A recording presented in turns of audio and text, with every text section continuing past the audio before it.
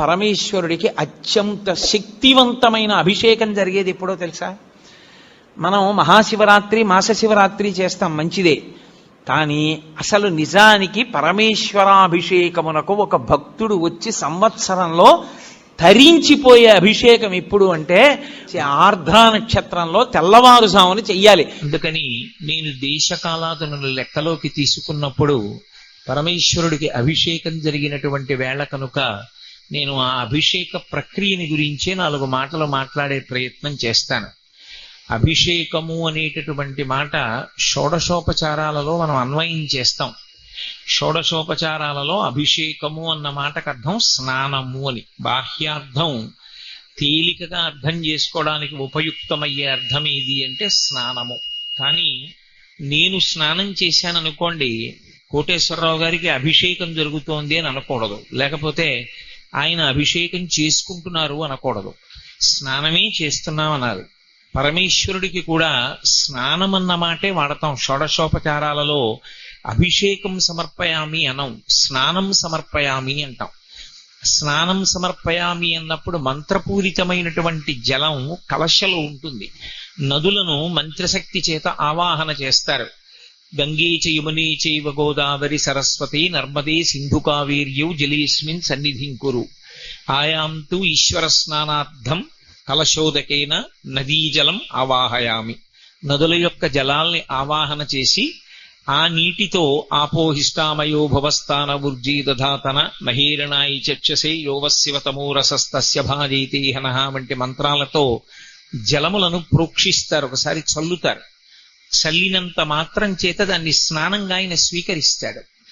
ఆయన స్వీకరించడం కాదు, మనం దర్శనం చెయ్యాలి. పరమేశ్వరుని యొక్క స్నానాన్ని ఎవరైనా దర్శనం చేస్తే వాళ్ళకి 2 ఫలితములు కలుగుతాయి. 1 అలక్ష్మి నివారణమవుతుంది, 2 లక్ష్మి కటాక్షిస్తుంది. ఈ 2 జరగాలి అంటే ప్రతి ఇంటిలోనూ కూడా షోడశోపచార పూజలో భగవంతునికి స్నానం సమర్పయామి అని స్నానాన్ని భావన చెయ్యాలి.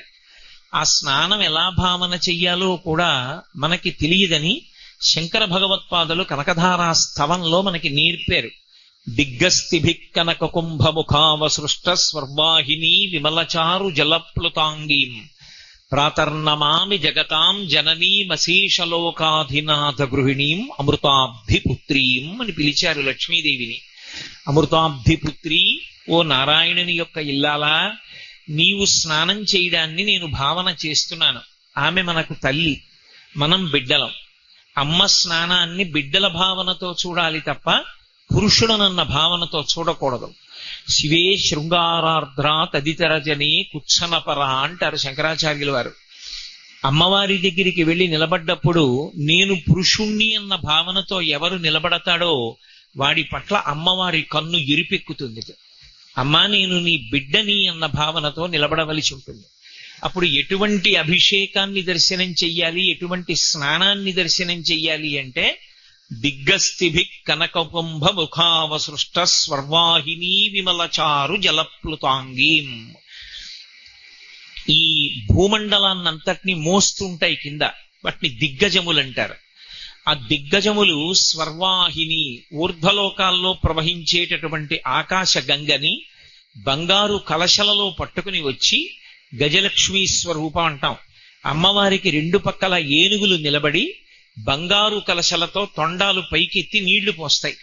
ఆ నీళ్లు పోస్తున్నప్పుడు విమలచారు జలప్లుతాంగీం, ఆమె తెల్లటి బట్ట కట్టుకుని ఆ స్నానశాటిలో అమ్మవారు ఆ దిగ్గస్థిభి కనక కుంభ ముఖావసృష్ట స్వర్వాహిని, ఆ దిగ్గజములు బంగారు కలశములతో పోస్తున్నటువంటి నీటి యందు తడిసి ఉంటుంది. ఆ తడిసినటువంటి అమ్మవారిని లిప్త కాలం ఒక్కసారి దర్శనం చేస్తే చాలు. మనసులో దర్శనం చేస్తే అలక్ష్మీర్మే నశ్యతాం త్వాం రుణే అని శ్రీ సూక్తం. అలక్ష్మి నివారణమవుతుంది. అలక్ష్మి ఎక్కడి నుంచి వస్తుంది అంటే భూమిలోంచి పైకొస్తూ ఉంటుంది. అలక్ష్మి అంటే దరిద్ర దేవత, లక్ష్మికి వ్యతిరేక పదం. ఈ భూమిలోంచే ఆవిడ పైకొస్తుంది. ఎందుకంటే లక్ష్మి భూమిలోంచే వస్తుంది, అలక్ష్మి భూమిలోంచే వస్తుంది. అందుకే మీరు ఇందాక రుద్రాభిషేకం జరిగినప్పుడు ఒక మంత్రం వినుంటారు. అష్టమానువాకం పూర్తి చేస్తే ఒక మంత్రం చెప్తారు. ద్రాపేయం ధస్సస్పతే దరిద్రం నీలలోహిత ఏషాం పురుషాణం ఆభేర్మారోమో ఏషాం కించనా మమత్ అని. ఆ మంత్రానికి అర్థం ఏమిటంటే, లక్ష్మి అలక్ష్మి ఏకకాలంలో పైకొచ్చాయనుకోండి, లక్ష్మి పైకొస్తుంది, అలక్ష్మి పైకొస్తుంది. భూమి రెండింటినీ అనుమతిస్తుంది. ఈ రెండు పైకి కాని వస్తే ఒక ప్రమాదం వస్తుంది. ఏమొస్తుంది అంటే, ఇంట్లో ఐశ్వర్యం ఉంటుంది, తాను అనుభవించడానికి అయోగ్యుడవుతాడు. ఇంటి నిండా మధుర పదార్థాలు ఉంటాయి, తిందామంటే మధుమేహం ఉంటుంది. ఇంటి నిండా చక్కటి పచ్చళ్ళు కూరలు భార్య చేసి పెట్టగలదు, అనుకూలవతి. అనుకూలవతి అయినటువంటి భార్య అన్నీ వండి సిద్ధం చేసినా తాను ఉప్పు తినకూడదు, కారం తినకూడదు, రక్తపోటు ఉంటుంది. సప్పిడి తిని జీవనం చేస్తూ ఉంటాడు. లేక కాదు, అన్నీ ఉన్నాయి. కానీ లక్ష్మి ఉన్న చోటే అలక్ష్మి కూడా ఉంటుంది. అలక్ష్మి భూమిలోకి నెట్టివేయబడాలి, లక్ష్మి అనుమతింపబడాలి. లక్ష్మిని అనుమతించి అలక్ష్మిని తొక్కగలిగినది ఏది అంటే ఒక్క ఎద్దుకే ఆ లక్షణం ఉంది. లోకంలో లక్ష్మి అలక్ష్ములను రెండింటినీ కూడా ఆవాహన పలికి విసర్జనం చేయడానికి అమ్మవారు రెండు ప్రాణులను సృష్టించింది. ఒకటి ముందు భాగంలో లక్ష్మిని అనుగ్రహిస్తూ అలక్ష్మిని తొక్కుతుంది, ఒకటి వెనుక భాగంలో పూజ చేత లక్ష్మిని కటాక్షిస్తుంది. ఆవుకి పృష్ఠభాగంలో పూజ చేస్తే లక్ష్మీ కటాక్షం. ఎద్దు ముందు భాగంలో మెడ మీద కాడి పెట్టుకుని నడుస్తుంది. ఉత్తిగా ఎద్దు నడవడం కాదు, మెడ మీద కాడి ఉండి తీరాలి. ఉండి నడిచింది అంటే నాగలి ఉన్నది అని గుర్తు, లేదా బండి కట్టి ఉన్నది అని గుర్తు. భూమి మీద అలా ఎద్దు నడిస్తే ఆ ఎద్దు యొక్క పాదముల నుండి అమృత బిందువులు పడతాయి. ఆ అమృత బిందువులు పడుతూ ఎద్దు నడుస్తున్నప్పుడు ఎద్దు యొక్క డెక్క స్పర్శ చేత అలక్ష్మి మళ్ళీ భూమిలోకి వెళ్ళిపోతుంది, దరిద్ర దేవత. లక్ష్మి మాత్రమే పైకొస్తుంది. అలా ఎద్దుల చేత తొక్కబడినటువంటి భూమి ఏది ఉంటుందో అది సమస్తాన్ని అనుగ్రహిస్తుంది. లోకంలో నేను ఒక మాట చెప్తే మీరు తెల్లబోతారు.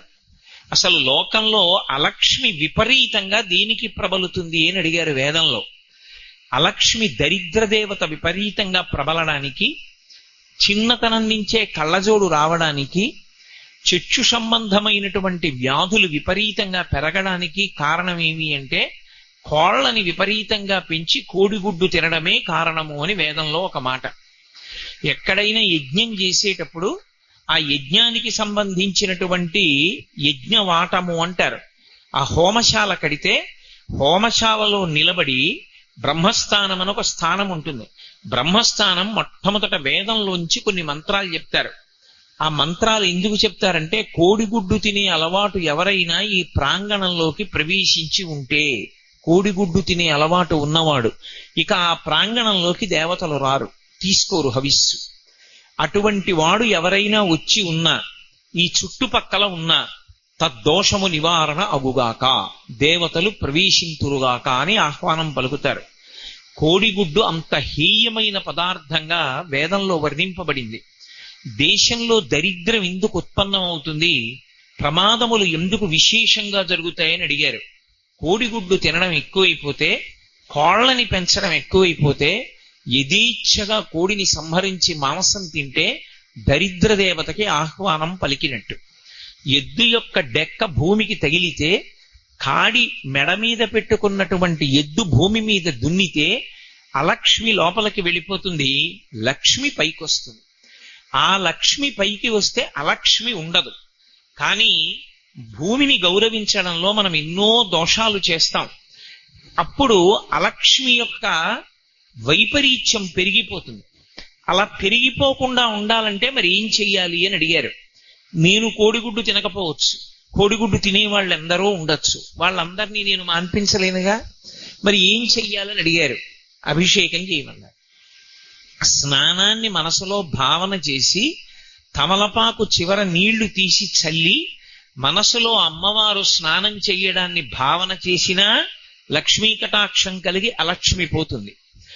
లేదు, అలా లోకమంతా నిండిపోయింది కలిపురుషుని యొక్క ప్రభావం చేత, రుద్రాభిషేకం చేస్తారు. చేసి ఈ మంత్రం చెప్తారు, ద్రాపేయం ధస్సస్పతే దరిద్రం నీలలోహిత అని. అంటే ఓ ఈశ్వర, మీ అనుగ్రహము చేత దరిద్రలక్ష్మి రాకుండుగాక. దరిద్రలక్ష్మి అంటే వ్యక్తిగతంగా చెప్పినప్పుడు ఇంట్లో అన్నం ఉండి తినడానికి అధికారం లేకుండా పోకుండా ఉండుగాక. ఇంట్లో భోగోపకరణాలుండి భోగం అనుభవించడానికి యోగ్యత లేకుండా శరీరం పాడైపోకుండా ఉండుగాక.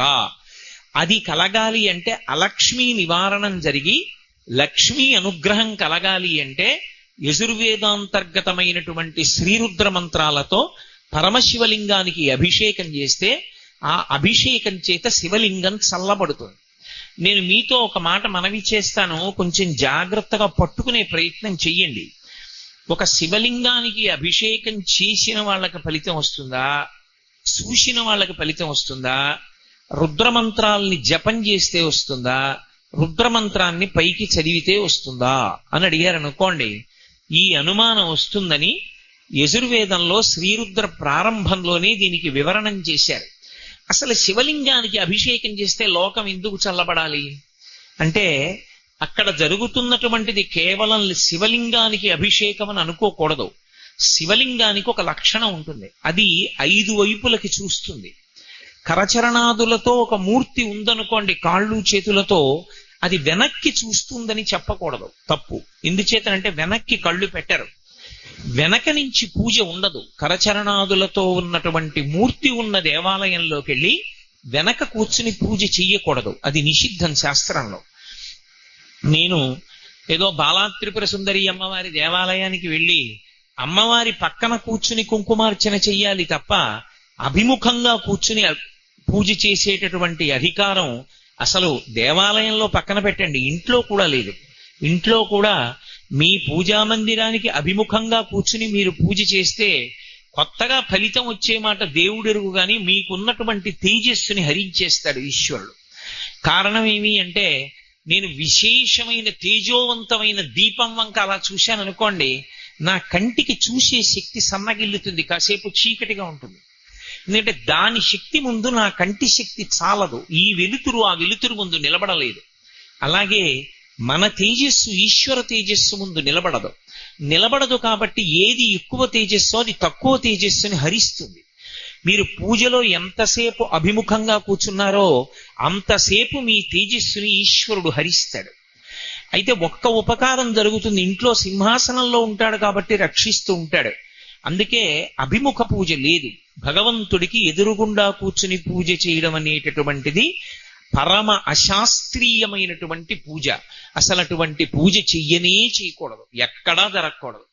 దేవాలయంలో కూడా అర్చన చేసేటప్పుడు ఒక పక్కకి కూర్చుని అర్చన చేస్తారు, దక్షిణ దిక్కుని చూడకుండా.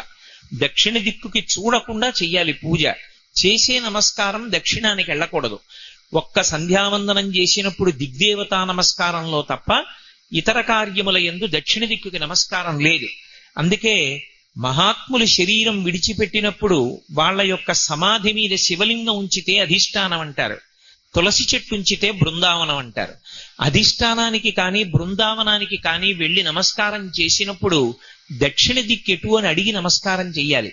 మన ఇష్టం వచ్చినట్లు నమస్కారం చేస్తే అది యమధర్మరాజు గారికి ఎడుతుంది. ఆయన దక్షిణ దిక్కుకు అధిపతి, ఆయన ప్రీతి చెందాడనుకోండి, ఆయన ఇవ్వవలసిన అనుగ్రహం ఆయన ఇస్తాడు. అది మనకి ఆమోదయోగ్యం కాదు కాబట్టి అంటే ఏమంటే మరి ఎప్పటికీ చచ్చిపోకూడదా అంటే, త్రయంబకం యజామహే సుగంధిం పుష్టివర్ధనం ఉర్వారుకమివ బంధనాన్ మృత్యోర్ముక్షీయమామృతాత్. ఈ శరీరము ఋతుమంతము కావాలి అంటే దీనిలో ఉండి ధర్మానుష్ఠానం చేసి భక్తితో జీవించి భక్తితో కూడినటువంటి కర్మాచరణము వలన ఈశ్వరుని యొక్క అనుగ్రహంగా జ్ఞానాన్ని పొంది ఆ జ్ఞానము వలన ఈ శరీరము నేను కాదు ఆత్మ అనేటటువంటి అనుభవంలోకి వచ్చి తాను ఆత్మగా ఉండి శరీరం పడిపోతున్నప్పుడు ఏ విధమైనటువంటి ఉద్వేగం లేకుండా సాక్షిగా చూస్తూ శరీరాన్ని విడిచిపెట్టాలి.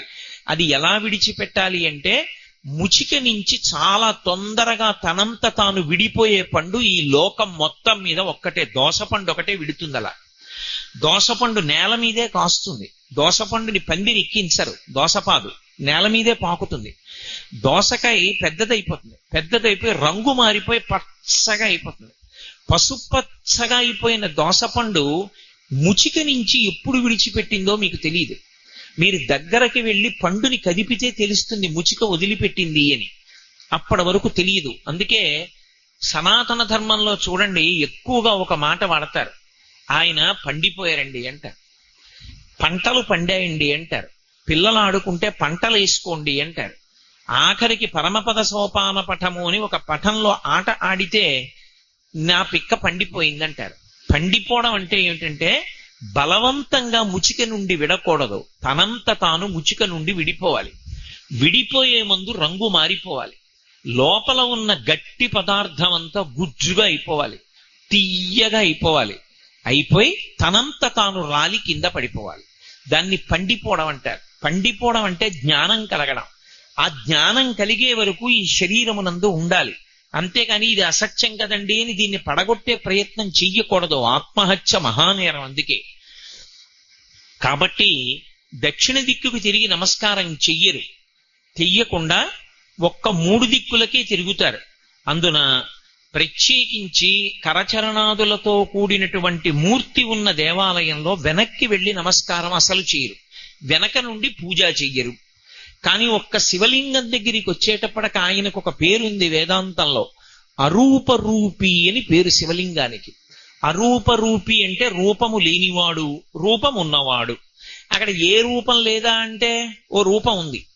రూపం ఉంది కదా అని కాళ్ళు చేతులు చెవులు ముక్కు నోరు ఉన్నాయా అంటే లేవు.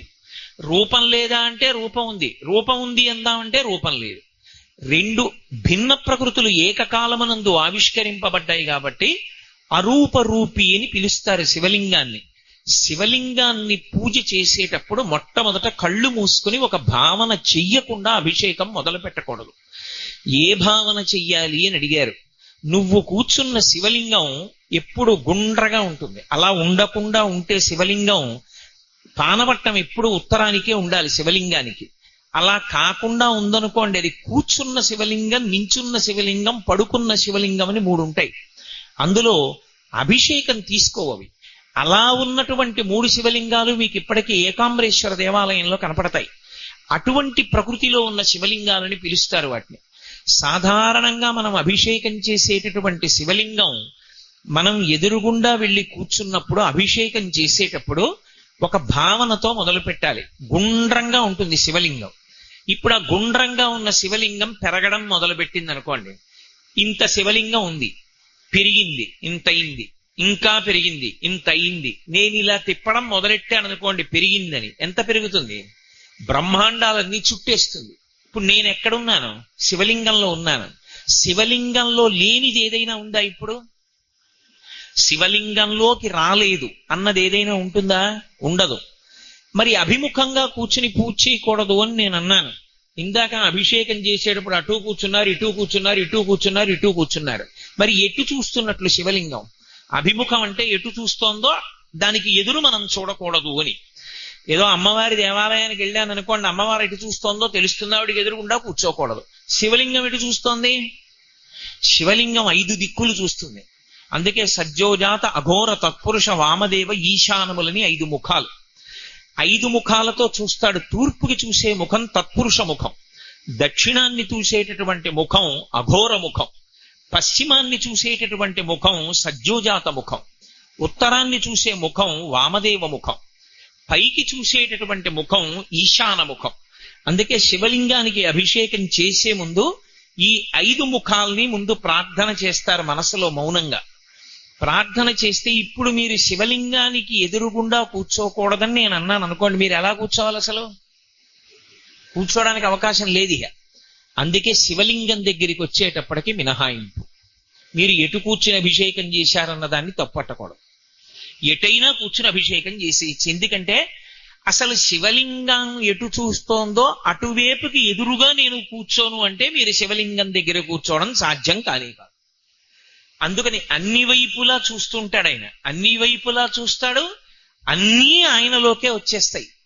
శివాభిషేకం చేసే ముందు మీరు ఎన్ని పదార్థాలు వాడారని కానీ, మంత్రం ఎంత బాగా చెప్పారని కానీ, మీరు ఎన్ని పదార్థాలతో దేని తర్వాత ఏది వాడారని కానీ అన్నదానికన్నా మీరు ధ్యానం ఏం చేశారన్న దాని మీద ప్రధానంగా ఆధారపడి ఉంటుంది.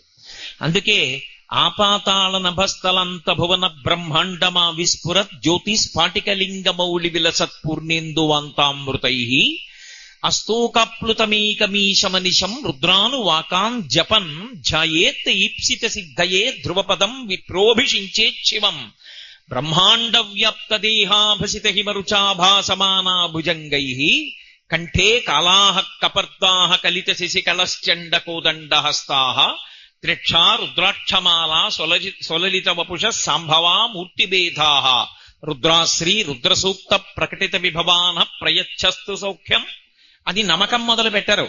చమకంలోంచి శంచమే మయశ్చ మే అనుకామశ్చ మే కామశ్చ మే సౌమనసశ్చ మే భద్రంచ మే శ్రేయశ్చ మే వస్యశ్చ మే యశశ్చ మే అంటూ ఆ అనువాకంతో ప్రారంభం చెయ్యాలి అభిషేకాన్ని. అభిషేక ప్రక్రియ మొదలు పెట్టినప్పుడు మీ ఇష్టం వచ్చిన పదార్థాన్ని శివాభిషేకంలో ఉపయోగించడం నిషిద్ధం. మీ ఇష్టం వచ్చిన పదార్థాన్ని మీ ఇష్టం వచ్చిన క్రమంలో అభిషేకం చెయ్యడాన్ని అంగీకరించదు శైవాగమం. అభిషేకం చేసేటప్పుడు కలశపాత్ర చాలా పెద్దది పెట్టుకుని కలశ పూజ చెయ్యాలి. చేసి నారుద్రో రుద్రమర్చయేత్ మహన్యాసం చేసి ఆ కలశలో ఉన్న జలాలు పూర్తి కాకముందే మళ్ళీ తీసుకొచ్చి నీళ్లు పోస్తూ ఉండాలి. అలా నీళ్లు పొయ్యడం కానీ అభిషేకం కానీ ఎవరు చెయ్యాలి అంటే గోచి పోసి పంచకట్టుకున్న వాడికొక్కడికే అక్కడ కూర్చునే అధికారం. అందరూ వచ్చి మీద నీళ్లు పొయ్యకూడదు. వికచ్చః అనుత్తరీయశ్చ నగ్నశ్చ అవస్త్రయేవచ అని వేదం. గోచి పోసి పంచ కట్టుకోకపోయినా, వికచ్చః అనుత్తరీయశ్చ ఉత్తరీయం వేసుకోకపోయినా వాడు దిగంబరంగా వచ్చి కూర్చుని పూజ చేసినట్టు. దానివల్ల రాక్షస ప్రీతి కలిగి అలక్ష్మి పైకొస్తుంది భూమిలోంచి. అందుకే శివలింగాభిషేకం చేసే ముందు మహన్యాసం చేయిస్తారు. చేయించి ప్రార్థనా శ్లోకాన్ని గట్టిగా పట్టుకోవాలి. శివలింగం వంక చూస్తూ ఏమని భావన చెయ్యాలంటే ఇది ఆపాతాళ నభస్థలంత భువన బ్రహ్మాండమా విస్ఫురత్. ఈ పాతాళలోకం దగ్గర నుంచి బ్రహ్మాండములు ఎంతవరకు ఉన్నాయో అంతవరకు ఈ శివలింగమే నిండిపోయింది. నిండిపోతే ఇప్పుడు దీని మీద చంద్రబింబం ఉంది. చంద్రబింబానికి ఓ లక్షణం ఉంటుంది. ఆయనకి సుధాకర హిమకర అని పేరు. అమృత బిందువులు పడుతూ ఉంటాయి చంద్రుడి మించి. ఆ అమృతధార పడుతూ ఉంటుంది. ఆ అమృతధారలో తడిసిపోతుంటుంది ఈ బ్రహ్మాండమంతా. తడిసిపోతుంటే చల్లగా ఉంటుంది. ఆ చల్లగా ఉన్నటువంటి శివలింగం చంద్రుని నుండి కరిగినటువంటి అమృతధారలతో తడుస్తోంది. అలా ఈ బ్రహ్మాండాన్నంతటినీ ఒక్కసారి శివలింగంగా భావన చెయ్యాలి. దూర్జటి చేశాడు కాళహస్తీశ్వర మహాత్మ్యంలో. సువర్ణముఖరీ నది స్నానానికి వెళ్ళి స్నానం చేసి బయటికి వచ్చాడు. ఆయన యొక్క శివభక్తికి ఆయనకి యజుర్వేదంలో చెప్పిన దర్శనమైంది. ఉదయగ్రావము పానవట్టము అభిషేకో తత్ప్రవాహంబు వార్ధి ధరిధ్వంతము ధూపధూమము జ్వలద్దీప ప్రభారాశి కౌముది జ్వాలానివహంబులద్భుత సుమంబులుగా తమోదూత సఖ్యదమై సీత గభస్బింబ శివలింగం ఒప్పె ప్రాచీదిశన్నన్నాడు. పానవట్టం చూస్తే దిక్కులు చెప్పేయచ్చు. దిగ్భ్రాంతి అని ఒకటి ఉంటుంది. భ్రాంతి అంటే తెలియకపోవడం. నేను ఈ ఊరు వచ్చాను అనుకోండి, నాకేదో విడిది ఇచ్చారా, విడిదిలోకి వెళ్ళాను అనుకోండి, నేను సంధ్యావందనం చెయ్యాలి. సంధ్యావందనం చేసి దిగ్దేవతా నమస్కారం చేద్దామని లేచి నిలబడ్డాను అనుకోండి, ఏది ఏ దిక్కు నాకు తెలియదు. ఎంత పండితుడైనా కావచ్చు, ఎంత చదువుకున్నవాడైనా కావచ్చు, ఏ దిక్కో నాకు తెలియదు. అప్పుడు నేను ఒకటి సూర్యోదయ సమయంలో చూసుకోవాలి, ఎటొస్తోందో సూర్యబింబం వెలుతురు ఎటొస్తోందో చూడాలి. తెలియకపోతే నేను ఇంత పండితుండని భావన చేయకూడదు, అడగాలి. ఏమంటే తూర్పు పెట్టండి అని అడగాలి. దాన్ని దిగ్భ్రాంతి అంటారు. దిక్కులు తెలియకుండుట. దిక్కు తెలియాలంటే శివాలయంలోకి ఎడతారు. ఎవరినీ అడగకుండా దిక్కు తెలుసుకోవాలంటే లోకానికి దిక్కు ఎవరంటే శివుడే. ఆయన దగ్గర కడితే దిక్కులు తెలుస్తాయి. ఎందుకు తెలుస్తాయంటే పానవట్టం ఎప్పుడూ ఉత్తర దిక్కునే చూడాలి. అభిషేక జలాలు ఉత్తర దిక్కు నుంచి తప్ప వేరొక దిక్కు పడడాన్ని నిషేధించింది శైవాగమం. ఒక్క ఉత్తర దిక్కుకే పడాలి పానవట్టం మించి. కాబట్టి ఉత్తరం వైపుకి ఎటుందో పానవట్టం చూస్తే అది ఉత్తరం. అది ఉత్తరం అంటే మీరు నిలబడినప్పుడు ఆ దిక్కు మీ ఎడం చేతి పక్కకు ఉండేటట్టుగా మీరు నిలబడితే మీకు అభిముఖంగా ఉన్నది తూర్పు, కుడి పక్కది దక్షిణం, వెనకాతలో ఉన్నది పశ్చిమం. తెలిసిపోలా? దిగ్భ్రాంతి పోవాలంటే దిక్కెవరంటే శివుడే. అందుకని ఇప్పుడు ఆయన బ్రహ్మాండమంతటా నిండిపోయాడు శివలింగంగా. అది కనపడింది దూర్జటికి. అందరూ చేసినటువంటి అభిషేక జలాలన్నీ వెళ్ళి ఉత్తర దిక్కున పడిపోతే అదే ఉత్తర సముద్రం అన్నాడు ఆయన. నక్షత్రాలన్నీ ఏమిటి అంటే ప్రాతకాలంలో దేవతలు చేసినటువంటి సువర్ణ పుష్పార్చన, అది అలా వెలుగుతున్నాయన్నాడు. ఈ మనసు ఏమిటని అడిగారు. ఋషులు పెట్టినటువంటి ధూపం, ఆ ధూపం అంతటా వ్యాపించింది. నాకు ఈ బ్రహ్మాండమంతా శివలింగంగా కనపడుతోంది, నాకు ఇంకేం కనపడలేదన్నాడు. అది శివభక్తి అంటే. అంతటా శివదర్శనం అవ్వాలి. అలా అభిషేక ప్రక్రియ ప్రారంభం చేసే ముందు ధ్యానం చేస్తారు ఒక్కసారి. అలా ధ్యానం చేస్తే మీరు ధ్యానమునందు మీరు ఏ శివలింగాన్ని అభిషేకం చేద్దామనుకుంటున్నారో దాన్ని 2 చేతులతో ముందు ముట్టుకోవాలి. ఎలా? నిజంగా చేతులతో కాదు, మనస్సుతో పట్టుకోవాలి. పట్టుకుంటే మీ చేతి వేళ్లు కొంకర్లు తిరగాలి, అంత చల్లగా ఉందని భావన చెయ్యాలి. ఎందుకని అంటే అది అమృతధారల చేత తడిసిపోయింది. అంత చల్లగా ఉన్న శివలింగాన్ని ఎవరు భావన చేసి అభిషేకం మొదలు పెడతారో అక్కడ అభిషేకం జరిగిన చోటంతా చల్లబడిపోతుంది. అక్కడ ఎవరు కూర్చున్నారో ఎవరు చూశారో వాళ్ళందరి కోరికలు తీరుతాయి. కోరికలన్నీ తీరడమే శాంతి, చల్లగా ఉండడం మనసు. కోరికలు తీరడం అంటే అనంతమైన కోరికలు పుట్టడం కాదు, పరమేశ్వరుడు ఇచ్చిన దానితో తృప్తిగా బ్రతకగలగడం. అందుచేత శాంతి ఏర్పడుతుంది. అందుకే రుద్రం అంతా పూర్తి చేసి శాంతి శాంతి శాంతి అంటారు. ఇప్పుడు లోకాలన్నీ చల్లపడతాయి. లోకాలన్నీ చల్లపడడం అంటే శాంతి సూక్తం అని ఒకటి ఉంది. గౌశాంతి, అంతరిక్ష శాంతి, దిశా శాంతి, పురుష శాంతి, శాంతిర్మేయస్తు శాంతి అని అన్నీ శాంతిగా ఉండాలని కోరుకుంటారు. అంతరిక్ష శాంతి అని అడుగుతారు. మన వాళ్ళు ఏదడిగినా అంత వేద హృదయంతో అడుగుతారు. ఎందుచేత అంటే అంతరిక్షము ప్రశాంతంగా ఉండాలి. అందులో అల్లకల్లోలం ఏర్పడిపోయి మబ్బులు పట్టి విపరీతమైన గాలులు వచ్చాయనుకోండి, లక్ష్మి నశించిపోతుంది. తుఫాన్లు మొదలైన వస్తే ఐశ్వర్యం నిలబడదు, భూమి కంపిస్తే ఐశ్వర్యం నిలబడదు. అందుకని అన్నీ శాంతిగా ఉండుకాక. ఈ చల్లతనం, ఈ శాంతి ఎక్కడి నుంచి వస్తుంది అంటే శివలింగానికి అభిషేకం చేయడం వల్ల వస్తుంది. ఆ శివలింగానికి చేసినటువంటి అభిషేకం వల్ల ఎలా లోకం చల్లబడుతోందన్నది శివలింగం యొక్క చల్లబడడం మీద ఆధారపడి ఉంటుంది. అందుకే శివలింగం వేడెక్కకూడదు. ఎప్పుడు శివలింగం వేడెక్కకూడదు కాబట్టి ధారాపాత్ర పెడతారు, అదే చంద్రబింబం. అర్చకుడు వెళ్ళిపోయినా ఎప్పుడు చుక్క చుక్క చుక్క చుక్క చుక్క చుక్క పడుతూ శివలింగం చల్లగా ఉంటుంది. అలా చల్లగా ఉంటే ఊరు చల్లగా ఉంటుంది. అందుకే ధారాపాత్ర లేకుండా శివాలయం ఉండదు. ధారాపాత్రలో నీళ్లు పోసి అర్చకుడు వెళ్ళిపోతాడు. అది దేనికి గుర్తు అంటే చంద్రబింబం నుంచి కరిగి పడుతున్నటువంటి అమృతం చేత తడిసిపోయినటువంటి బ్రహ్మాండ స్వరూపుడైనటువంటి పరమశివునికి గుర్తది.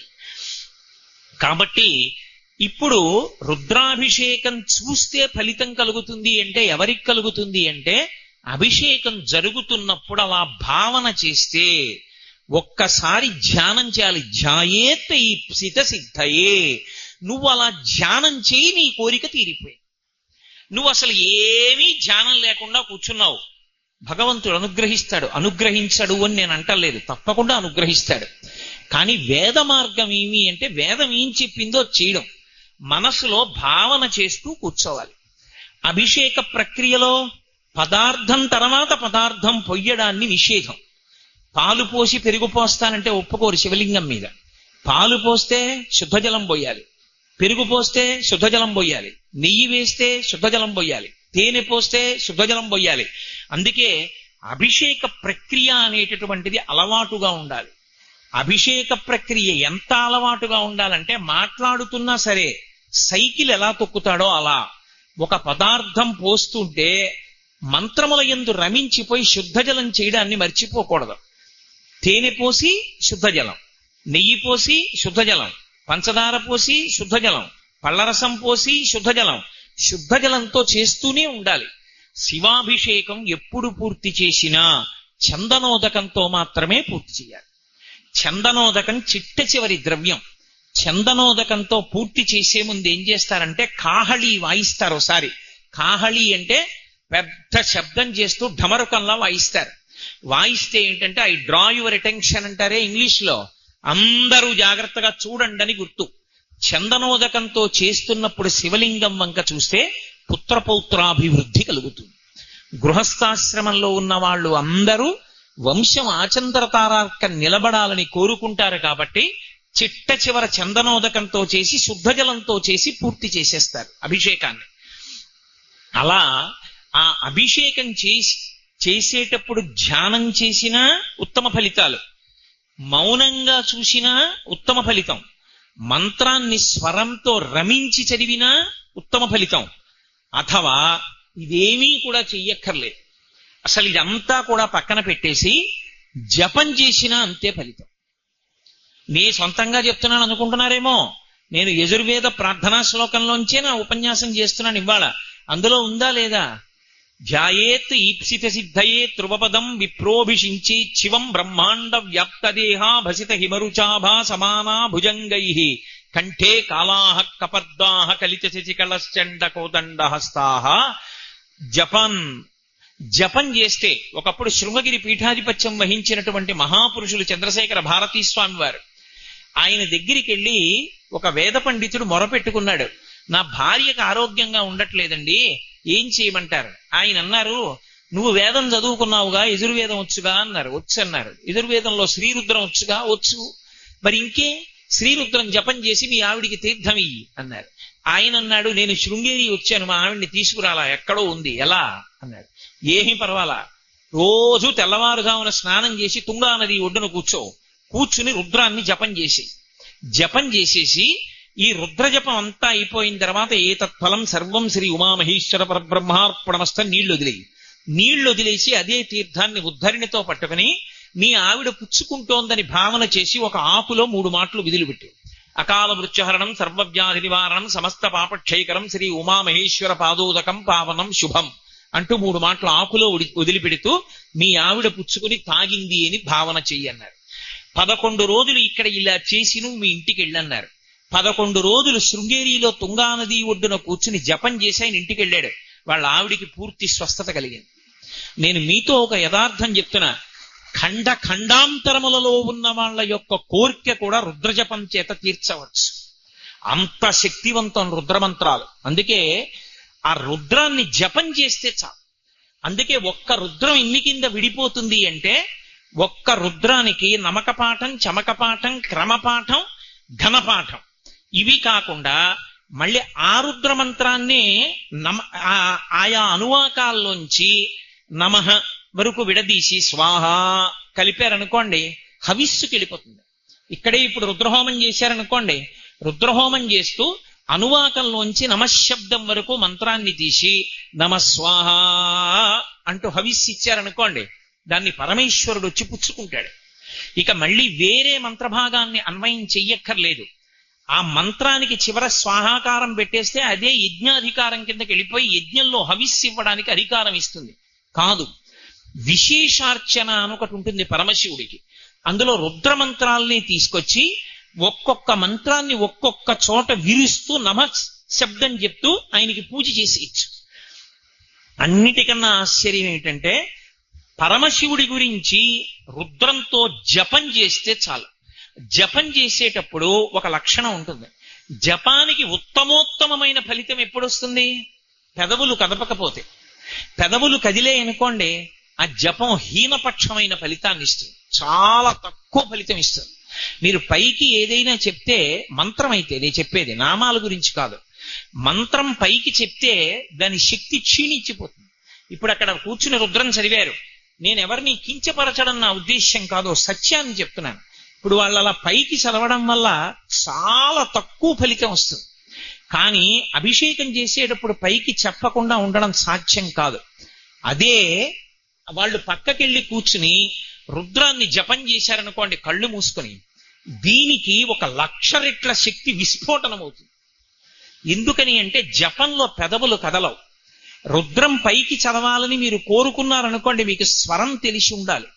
స్వరం తెలియకుండా నోటికొక్కటి మంత్రం వచ్చు కదా, నేను చెప్పగలను కదా అని చెప్పి స్వరం తెలియకుండా స్వరభంగం చేస్తూ మైకు దగ్గర కూర్చుని చదివారనుకోండి, మీకు అనుకూల ఫలితాలు రావు, ప్రతికూల ఫలితాలు వస్తాయి. వేదంలో స్వరం ప్రధానం, అవునా కాదా? స్వరం బట్టే చదవాలంతే వేదమంత్రాన్ని. ఉదాత్త అనుదాత్త స్వరితములకు గుర్తులుంటాయి మంత్రాల్లో, ఆ మంత్రాన్ని బట్టే చెప్పాలంతే. మాషాశ్చమే తిలాశ్చమే ముద్గాశ్చమే కల్వాశ్చమే గోధుమాశ్చమే అలా చెప్పాలి తప్ప నేను అక్కడ చూసి చదవగలనండి పర్వాలేదని చెప్పి నా ఇష్టం వచ్చినట్టు చదివి అభిషేకం చేశాననుకోండి వ్యతిరేక ఫలితాలు వస్తాయి. స్వరం తప్పకూడదు. పైకి చదివితే స్వరం తెలియాలి. నీకు స్వరం తెలియకపోతే బెంగలేదు. నోరు మూసేసుకుని పెదవులు కదలకుండా లోపల చదివేస్తే జపం అయిపోతుంది. జపానికి పైకి చదవవుగా, పైకి చదివితే కదా స్వరం, లోపల చదివితే స్వరభంగానికి దోషం రాదు. ఉద్గాత నియమము అని సామవేదంలో కూడా పైకి చదువుతున్నప్పుడు దమ్ము పట్టలేక స్వరభంగం అయితే క్షమించేస్తారు, తప్పట్టుకోరు. కాబట్టి లోపల జపం చేయి, దోషం రాదు. స్వరం తెలియకుండా అభిషేక మంత్రం ఒకటి చదవడం వచ్చు కదా అని మాత్రం పైకి చదవకూడదు, దోషం వస్తుంది, మిగిలిన వాళ్ళు పాడవుతారు. అలా చదవకూడదు. కాబట్టి స్వరంతో చదివితేనే చదవాలి. అందుకే రుద్రం దగ్గరికి వచ్చేటప్పటికి నియమాన్ని విడగొట్టేశారు. ఏకవారాభిషేకం చేస్తే చాలు. సమయం లేదనుకోండి, మీరు 11 మాటలు చెయ్యమని చెప్పలేదు శాస్త్రం. ఒకే మాట చెయ్యి చాలు. ఒకే మాట ఆ మంత్రభాగాన్ని స్వరంతో అద్భుతంగా చదువు. ఇప్పటికీ శ్రీశైలంలో కామకోటి మఠంలో కొంతమంది పండితులు ఉన్నారు. ఆ పండితులు రుద్రం చదువుతుంటే పక్షులు అలా వెళ్ళిపోతున్నవి ఆగిపోయి చెట్ల మీద వాలిపోయి కూర్చోవలసిందే. అలా ఉంటుంది రుద్రమంత్ర పఠనం అంటే. నిజంగా ఉభయతర నమస్కారాలతో ఆ స్వరాన్ని పాటించి చదువుతుంటే పసిపిల్లలు కూడా ఏడు పాపేసి వింటారు. అలా ఉంటుంది ఆ మంత్రభాగం. నేను మీతో పరమ యథార్థం చెప్తున్నా. ఎందుకు చెప్తున్నానంటే ఇన్ని మాటలు మీకు, ఆ శ్రీరుద్రమే పరమశక్తివంతం. అసలు ఈ ప్రపంచానికి అంతటికీ కూడా భిక్ష పెట్టగలిగినటువంటి మహానుభావుడైన పరమశివుడికి సంబంధించిన పంచాక్షరి మహామంత్రం రుద్రంలో ఉంది కాబట్టే దాన్ని అంత భద్రంగా దాచేశారు. మనం చూడండి, నేను ఇంటికి వెళ్ళి లాల్చీ విప్పి పడేశాను అనుకోండి, దండం మీద పారేస్తాను. కానీ నా మెళ్ళో రుద్రాక్షలు తీసి పెట్టవలసి వచ్చిందనుకోండి, చాలా జాగ్రత్తగా పెట్టుకుంటాను రుద్రాక్షలు. అలాగే అత్యంత భద్రమైనదేదో దాన్ని ఎక్కువ రక్షణ మధ్య పెడతాం. వేదములకు త్రయీ అని పేరు. స్వరం మనం వేదములను రుక్కు యజ్జు సామ అథర్వణ అని చెప్పినప్పటికీ మంత్రభాగ సంకలనం చేత వేదములు 3 అయిపోతాయి. అయిపోయినప్పుడు రుక్కు యజ్జు సామ అథర్వణ వేదం మళ్ళీ కలిసిపోతుంది మిగిలిన వేదాల్లోకి.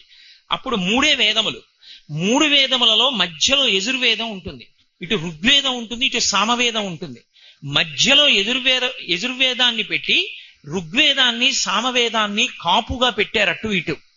మళ్ళీ యజుర్వేదం మధ్యలోకి తీసుకొచ్చి శ్రీరుద్రాన్ని పెట్టారు. మళ్ళీ శ్రీరుద్రంలో అష్టమానువాకం దగ్గరికి వచ్చేటప్పటికి చిట్ట చివరికి తీసుకెళ్లి పంచాక్షరి మహామంత్రాన్ని దాచారు. నమః శివాయ చ శివతరాయ చ. ఆ నమః శివాయ చ, చ అంటే కూడా కూడా కూడా అని సంస్కృతంలో. నమః శివాయ చ పంచాక్షరి మహామంత్రాన్ని దాచడం కోసమే వేదం విస్తరించింది రక్షణగా. అంత గొప్ప మంత్రం ఉంది అష్టమానువాకంలో. అందుకే అష్టమానువాకం చేస్తే గంట కొడతారు. గంట కొడుతూ అష్టమానువాకం చేయడానికి కారణం ఏంటంటే దేవతలకి పరాకు చెప్పడం. మేము పరమశక్తివంతమైన అనువాకాన్ని పఠనం చేస్తున్నాం. ఎందుకని అంటే అందులోకి మొత్తం అష్టమూర్తి తత్వం అంతా వచ్చి కూర్చుంటుంది.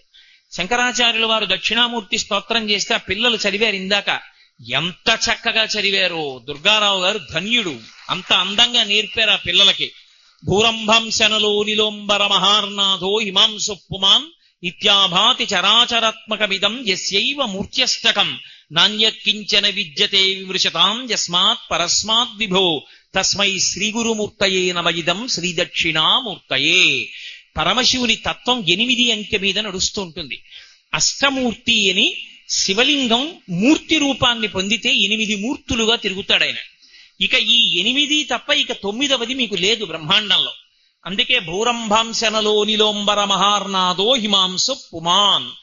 8 రూపాలు. కంచిలో పృథివీలింగం, జంబుకేశ్వరంలో జలలింగం, అరుణాచలంలో అగ్నిలింగం, చిదంబరంలో ఆకాశలింగం, శ్రీకాళహస్తిలో వాయులింగం, కోణార్కలో సూర్యలింగం, సీతాకుండంలో చంద్రలింగం, ఖాట్మండులో యజమానలింగం.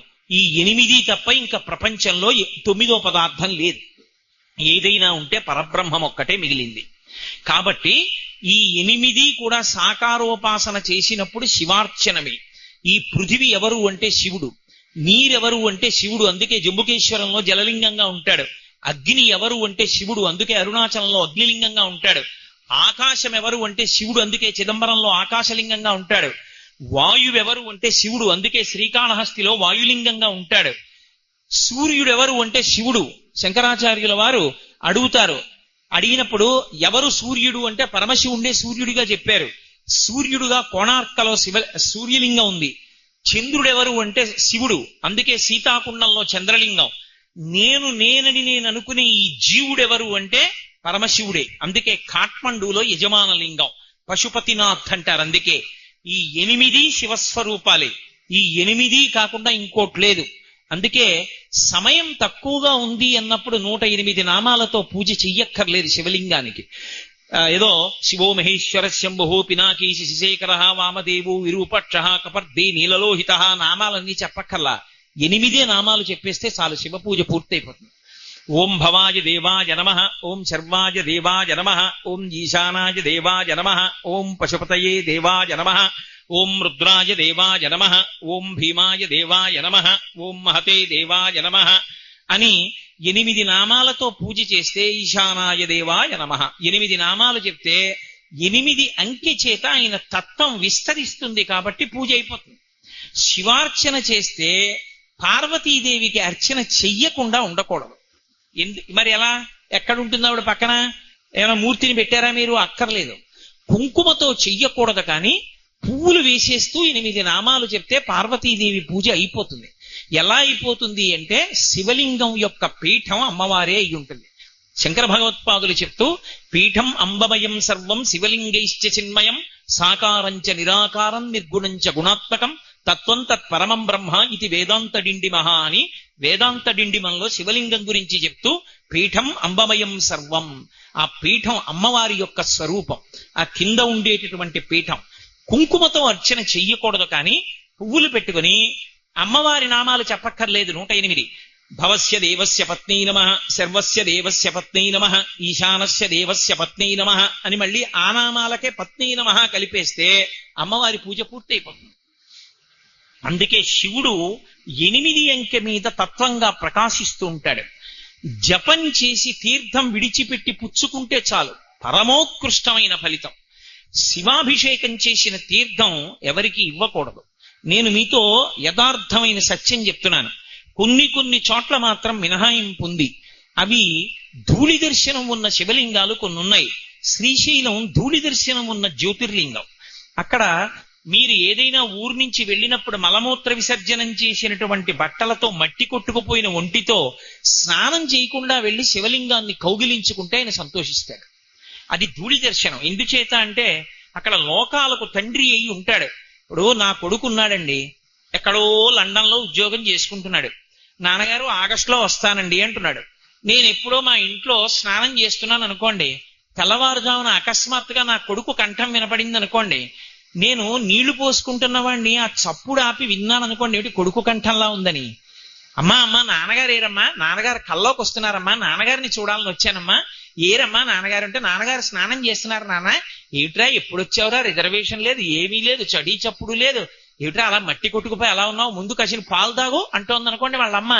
నేను గబగబా ఒళ్ళు తుడిచేసుకుని తువ్వాలు కట్టుకుని పైకి వచ్చి దూరం అంటానా? ఇన్నాళ్లకు వచ్చిన కొడుకు చూడగానే ఎరా నాన్న అని 2 చేతులు పట్టేసుకుంటానా పట్టుకోనా? లోకములకు తండ్రి అయిన పరమశివుడు మీరెక్కడి నుంచో వచ్చారని చెప్పి దూరం అంటాడా? అనడు. అందుకే కొన్ని చోట్ల ధూళి దర్శన రూపంగా ఉంటాడు.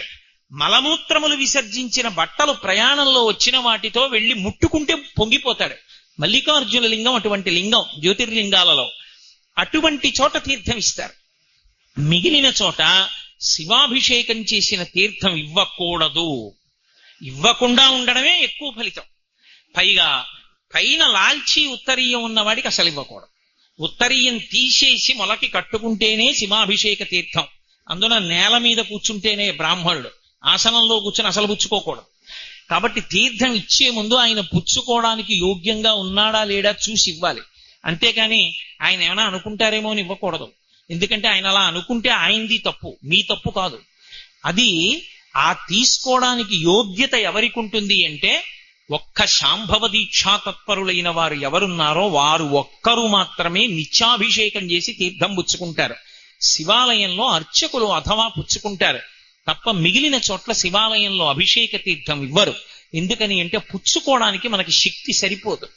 నారుద్రో రుద్రమర్చయేత్, మహన్యాసము చేత రుద్రాంశ అన్వయం అయితే తప్ప ఆయనని పూజించడం పుచ్చుకోవడం సాధ్యం కాదు.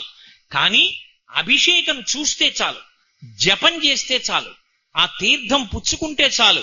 మీకేమీ చేత కాకపోతే శివ శివ శివ శివ శివ శివ శివ అంటే చాలు. లోకంలో ఆశ్చర్యకరమైనటువంటి లక్షణం ఏంటంటే పైకి పరమ అమంగళంగా ఎవరు కనపడతాడో వాడే సమస్త అమంగళములను తీసేస్తాడు.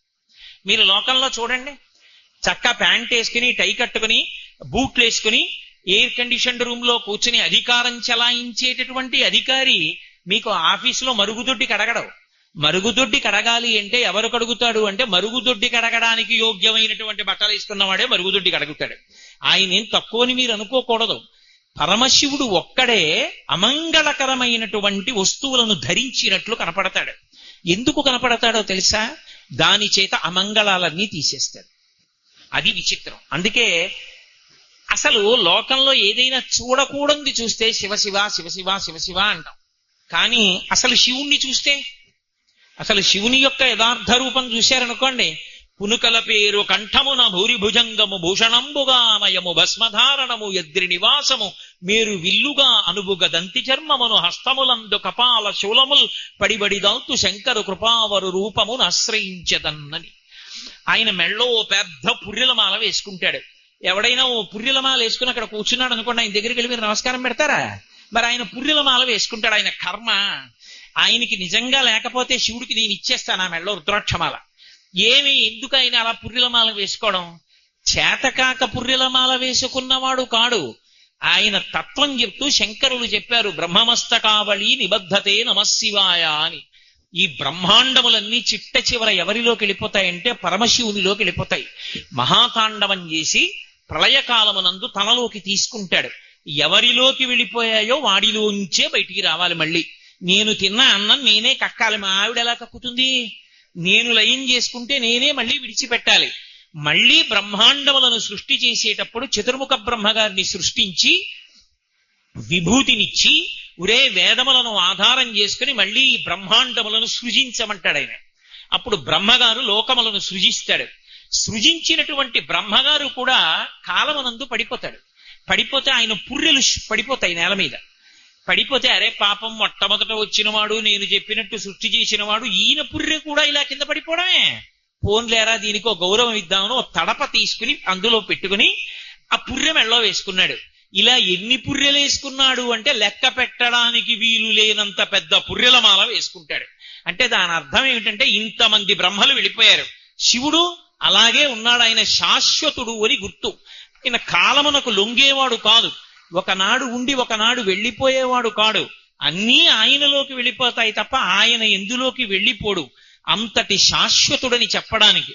అందుకే శివకవచం గురించి చెప్తే ఓం నమో భగవతే సదాశివాయ సకల తత్వ విదూరాయ సకల లోకైక కర్త్రే సకల లోకైక హర్త్రే సకల లోకైక సంహర్త్రే సకల లోకైక సాక్షిణే సకల నిగమ గుహ్యాయ సకల లోకైక వరప్రదాయ సకల దురితార్తి భంజనాయ సకల జగద భయంకరాయ శశాంక శేఖరాయ శాశ్వత నిజావాసాయ నిరావాసాయ నిరాభాసాయ నిరాతంకాయ నిష్కళంకాయ నిష్ప్రపంచాయ నిర్ద్వంద్వాయ నిస్సంగాయ నిర్మమాయ నిర్మలాయ నిర్గుణాయ నిరుపమ విభవాయ నిత్య శుద్ధ బుద్ధ పరిపూర్ణ సచ్చిదానందద్వైత పరమ ప్రకాశాంత పరమ ప్రశాంతాయ పరమ తేజో విభూత్యాయ జయ జయ జయ రుద్ర మహారుద్ర మహారౌద్ర వీరభద్రావతార మహాభైరవ కాల భైరవ కల్పాంత భైరవ కపాలమాలాధర ఖట్వాంగ ఖడ్గ చర్మ ధర మృడ మృత్యుంజయ త్రయంబక సదాశివ పరమశివ అని పిలుస్తారు. అందులో అలా పిలవడానికి కారణం ఏంటంటే ఘోర అఘోర రూపములు రెండు ఆయన ఎందే అన్వయమవుతాయి. అందుచేత పుర్రెలమాల వేసుకుంటాడు తప్ప చేతకాని వాడై పుర్రెలమాల వేసుకున్నవాడు కాదు. సమస్తం ఏమైపోవాలి? బూదిగా మారిపోవాలి. అన్ని బూజైపోతే మళ్ళీ సృష్టి ఎందులోంచి రావాలి? బూదిలోంచే రావాలి. ఈ సృష్టి యొక్క జీవకణాలని దాచడానికి కంప్యూటర్లో చిప్స్ ఎలా ఉంటాయో అలా సృష్టి కణాలన్నింటినీ తన శరీరానికే అలదుకుంటాడు. అందుకే విభూతిని ఒంటికి రాసుకుంటాడు అనడానికి కారణం అది. ఏది శాశ్వతమైనదో అది విభూతి. చిట్ట చివరికి అన్ని ఏమైపోతాయంటే బూదిగా మారిపోతాయి. అది భస్మ. స్కాంద పురాణంలో బ్రహ్మోత్తర ఖండం అని ఒక ఖండం, అందులో భస్మ వైభవం చెప్తారు. దానికి భస్మ అని పిలుస్తారు. భస్మ అని ఎందుకు పిలుస్తారు అంటే, భా అంటే కాంతి, భగవంతుడు. స్మ అంటే స్మరణ, గుర్తుకు రావడం. ఈ మనుష్య ఉపాధిలో ఉన్న వాడికి భగవంతుడు జ్ఞాపకం వస్తూ ఉండాలి. ఆయనని మరిచిపోతే ఇక ఈ ఉపాధికి అర్థం లేదు. ఈ ఉపాధిలో నేను ఉన్నంత కాలం భగవంతుడు నా స్మరణలో ఉండి నేను అభ్యున్నతిని పొందాలని కోరుకోవడానికి మహానుభావుడైన పరమశివుడు నా స్మృతి యందు నిలబడుగాక అని కోరుకుని ఆ భస్మ పెట్టుకుంటారు. ఆ భస్మని పెట్టుకుంటే భగవంతుడు స్మరణలోకి వస్తాడు. భగవంతుడి స్మరణలోకి వచ్చి కదలికలన్నీ ధార్మికంగా ఉండాలని కోరుకోవడం. శక్తిని ఆజ్ఞాచక్రం మీద బొట్టుగా ఉంచుకుంటారు. బొట్టు ఆజ్ఞాచక్రం మీద పెట్టుకున్నాడు అంటే ఆజ్ఞాచక్రం మీద మనసు ఉంటుంది. అందుకే ఏదైనా జ్ఞాపకం రాలేదనుకోండి, కళ్ళు మూసుకుని ఉండండి చెప్తాను అని ఇక్కడ దృష్టి కేంద్రీకరిస్తాడు. మనోచక్రం ఇక్కడ ఉంటుంది. దాని మీద అమ్మవారి రూపమైన కుంకుమ పెట్టుకుంటే శక్తి కదలికలు కాబట్టి కదలికలన్నీ కూడా ధార్మికంగా కదులుతాయి. ధర్మాన్ని పట్టుకుని కదిలితే చివరికి శివుడిలోకి ప్రవేశిస్తాడు, తాను శివుడు అవుతాడు. అందుకని విభూతి పెట్టుకుని బొట్టు పెట్టుకోవడానికి కారణం అది. చాలా మందికి ఒక అపోహ ఉంటుంది, శంకరాచార్యుల వారు విభూతి పెట్టుకుంటారు శివభక్తుడని. మీకు రహస్యం చెప్తా, శంకరాచార్యుల వారంత విష్ణు భక్తుడు ఈ లోకంలో ఇంకొకడు లేడు. అసలు శంకరాచార్యుల వారు ప్రారంభంలో చేసిన స్తోత్రం లక్ష్మీదేవి పరంగా కనకధారా స్తోత్రం. శంకరాచార్యుల వారు దక్షిణ దేశంలో కూర్చునుండగా ఆయన సరస్వతీదేవి వచ్చి ఆయన్ని ప్రార్థించింది, విష్ణు సహస్రనామ స్తోత్రానికి వ్యాఖ్యానం నువ్వే ఇవ్వగలవు, నువ్వే సాధికారికమైన వ్యాఖ్య చెయ్యి అని. శిష్యుల్ని ముగ్గురిని పిలిచి లోపలికెళ్లి గ్రంథాలయంలోంచి 3 పుస్తకాలు తెండి, నాకేది నచ్చితే దానికి భాష్యం చేస్తానన్నారు. ముగ్గురు తెచ్చిన పుస్తకాలు విష్ణు సహస్రనామ స్తోత్రాలే ఇయ్యి. అప్పుడు సరస్వతీదేవి కనపడి అడిగింది, శంకరా నువ్వు చేయవయ్యా విష్ణు సహస్రానికి భాష్యం అని. శంకర భగవత్పాదాచార్య స్వామి వారు అప్పుడు చేశారు విష్ణు సహస్రానికి భాష్యం. ప్రతిరోజు చదువుకోవలసిన స్తోత్రము అని మనకి అందించినటువంటి స్తోత్రం విష్ణుపరంగా ఇచ్చారు శంకరాచార్యుల వారు. అందుకే ఇప్పటికీ కూడా మనం చదివేటటువంటిది ఆ అవినయమపనయ విష్ణోహో అని చెప్పి మనం చదివేటటువంటి షట్పదీ స్తోత్రం, అది విష్ణుపరంగా ఉంటుంది. గోవింద గోవింద అని మనం భోజన ప్రారంభకాలే గోవిందనామస్మరణ గోవింద గోవింద అంటుంటాం. ఆ గోవిందనామాన్ని ప్రచారం చేసింది శంకరాచార్యుల వారు. భజ గోవిందం గోవిందం భజ మూఢమతే సంప్రాప్తే సన్నిహితే కాలే నహి నహి రక్షతి డుక్రుంకరణే అని. హరహర మహాదేవ శంభో శంకర అంటుంటాం. ఆ హరహర మహాదేవ శంభో శంకర శంకరాచార్యుల వారు ప్రచారం చేయలే. అది ప్రచారం చేసిన వాడు 63 మంది నాయనార్లలో ఒకడైన జ్ఞాన సంబంధ నాయనార్ ప్రచారం చేశాడు. హర హర అంటే పాపములను హరిస్తాడు. ఒకసారి స్మరిస్తే చాలు, ఆయన నామం చెప్తే చాలు పాపం తీసేస్తాడు.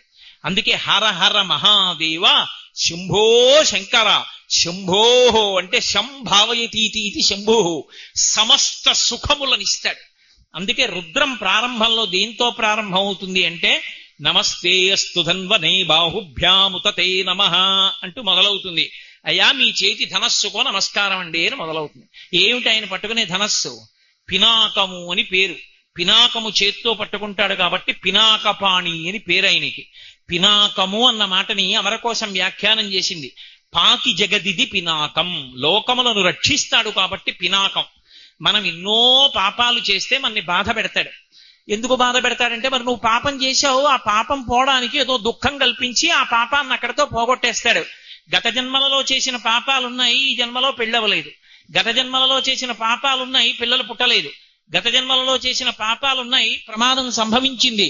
ఇప్పుడు ఆ పాపం పోగొట్టుకోవాలంటే ఈశ్వర మేము పాపం చేసి ఉండి ఉంటాం, కానీ మీరు అలా కోపంగా ధనస్సు పట్టుకుని నించోకండి. మీ చేతికో నమస్కారం, మీ కోపానికో నమస్కారం, మీ భుజానికి నమస్కారం, ధనస్సుకి నమస్కారం. అది లోకాల్ని రక్షించాలి. కాబట్టి అయ్యా మేము పిల్లలం, మా తప్పు క్షమించండి, చల్లబడండి చల్లబడండి చల్లబడండి అని ఆ మంత్రాలతో జలాలు వివిధ పదార్థాలతో అభిషేకిస్తే ఆయన చల్లబడతాడు. చల్లబడితే ఇంకెప్పుడు చెయ్యకే ఇటువంటి తప్పు అని ఇలా వేలు చూపించి ఆ తప్పు తీసేస్తాడు. ఆ పాపం తీసేసి ఇప్పుడు సుఖాలన్నింటినీ ఇస్తాడు. అందుకే చమకం దగ్గరికి వచ్చేటప్పటికి సమస్త సుఖస్వరూపాలు ఆయనే. ఎక్కడి వరకు అంటే ఆఖరికి యజ్ఞంలో వాడేటటువంటి పదార్థముల దగ్గర నుండి సంఖ్యాశాస్త్రము చేత ప్రతిపాదింపబడేటటువంటి ఏకాచమే, తిస్రచమే, పంచచమే, సప్తచమే, నవచమే, ఏకాదశచమే, త్రయోదశచమే, చతుర్దశచమే, పంచదశచమే అంటూ అందులో ఉన్నటువంటి సంఖ్యాశాస్త్రంతో ప్రతిపాదింపబడే సమస్త తత్వస్వరూపంగా ఆయన్ని అభిషేకం చేస్తాం. ఇంతగా అభిషేకం చేయబడతాడు కాబట్టే లోకాలను అంత చల్లబరుస్తాడు. శివుడికి ఒక లక్షణం ఉంటుంది, ఇంత కష్టపడి ఆరాధన చేస్తేనే అనుగ్రహిస్తాడా అండి అని మీరు అనుకోకండి. శివుడంత కిందకొచ్చేసేటటువంటి వాడు మీకు లోకంలో ఎక్కడా కనపడడం. మనని ఆపదల నుండి గట్టెక్కించడానికి అంత కిందకొస్తాడు ఆయన. ఎంత కిందకొచ్చేస్తాడంటే నమశివాభ్యాం సరసోత్సవాభ్యాం అంటారు శంకర భగవత్పాదులు. ఆయన ఉత్సవాలన్నీ ఎవరి కోసమో తెలుసా? ఆయన ఉత్సవాలు ప్రమాదంతో కూడుకున్నవై ఉంటాయి. కొన్ని అత్యంత ప్రమాదం, అది మనకే కాదు ఆయనకి కూడా. అది అమంగళకరం. లోకంలో నిజంగా అటువంటివి జరిగితే దేవాలయానికి అంతటికీ సంప్రోక్షణ చెయ్యాలి, ఈశ్వరమూర్తులకు సంప్రోక్షణ చెయ్యాలి. అంత ప్రమాదకరమైన ఉత్సవం చేయించుకుని నిజంగా ప్రమాదం జరిగితే అటువంటి ప్రమాదం జరగకుండా చేస్తాడు. నేను మీతో ఒకటి చెప్పాలి అంటే, కార్తీక మాసంలో జ్వాలాతోరణము అని ఒక ఉత్సవం. ఆ జ్వాలాతోరణం చేసేటప్పుడు కొత్తగా పండినటువంటి పంట పొలాలలో మిగిలిపోయిన గడ్డి తెచ్చి 2 స్తంభాలు పాతి అడ్డంగా స్తంభం కట్టి ఆ గడ్డినంతటినీ కట్టి దాని మీద ఆవు నెయ్యి పోసి వెలిగిస్తారు. వెలిగించి పరమశివుడిని పార్వతీదేవిని పల్లకీలో పట్టుకొని భగవన్నామని చెప్తూ పరిగెడతారు. పల్లకీ పట్టుకు పరిగెత్తకూడదు, పరిగెడతారు. పరిగెత్తుకుంటూ 3 మాటలు దాని కింద నుంచి పరిగెడతారు. పరిగెడితే ఆ జ్వాలాతోరణం కింద నుంచి జ్వాలలు వెలుగుతూ ఆ గడ్డి కాలుతుంటుంది, ముద్దగా కింద పడిపోతుంది. ఒకసారి పడిపోయినప్పుడు నేను ఒకసారి చూశా కూడా, పల్లకీ మీద పడిపోయి వెలుగుతున్న అగ్నితో వెళ్ళి ఆయన దగ్గర పడిపోతాయి. పడిపోయినప్పుడు ఒక్కొక్కసారి ఉత్సవమూర్తికి కట్టిన పంచె అంటుకుంటుంది కూడా, కానీ ఏమీ దోషం రాదు. ఎందుకు రాదో తెలుసా? ఆయన ఎందుకు చేయించుకుంటాడంటే జ్వాలాతోరణం మన కోసం చేస్తాడు. ఒరే, వద్దన్న పనులు ఎన్నో చేసేసావు, మహాపాపం సంక్రమించింది, ఇప్పుడు నీ శరీరం పడిపోయిన తరువాత ఒక భయంకరమైన స్థితిని ఎదుర్కోవాలి. భైరవ దర్శనం అని ఉంటుంది. అందుకే శివాలయంలో భైరవుడు ఉంటాడు, కాలభైరవుడు అని. భైరవుడు అంటే ఏమిటో అనుకోకండి, లోకంలో ఏది భై అని అరిస్తే మనం హడిలిపోతామో అదే భైరవ. కుక్కకి వేరు పేరు లేదు సంస్కృతంలో, భైరవ అంటారు వేదాంతంలో. రవము అంటే శబ్దం, భైరవ అది భౌ అంటుందంటాం, భై అని అరుస్తుంది. అరవగానే మనం పరిగెడతాం, మనం పరిగెడితే అది మీద పడుతుంది. శరీరంలోంచి జీవుడు పైకి లేవగానే, శరీరం దగ్ధం చేయగానే చేసిన పాపాలకి ఫలితాన్ని అనుభవింప చేయడానికి ఓ నల్ల కుక్క వస్తుందిట 6 ముఖాలతో వచ్చి వెంట పడుతుంది. అదే కాలభైరవ స్వరూపం. అది వెంట పడితే అది భయ్య నరిచి మీద పడుతుంటే దిక్కుతోచక నాన్న వాళ్ళు లేక పరిగెడుతుంటాడు. ఆ పరిగెత్తి అమ్మయ్య వెలుతురు కనపడుతోందని వెళ్ళిపోతాడు. ఆ కటిక చీకట్లో కనపడిన వెలుతురేది అంటే అగ్ని జ్వాలలతో ఒక తోరణం ఉంటుంది, అదే యమసదనం. ఆ తోరణంలోంచి తోస్తారు లోపలికి. అప్పుడు ఎంత బాధపడతాడో జీవుడు. ఈ బాధ నీకు తీసేయడానికి నేను తోడుంటాను, భయం లేదు.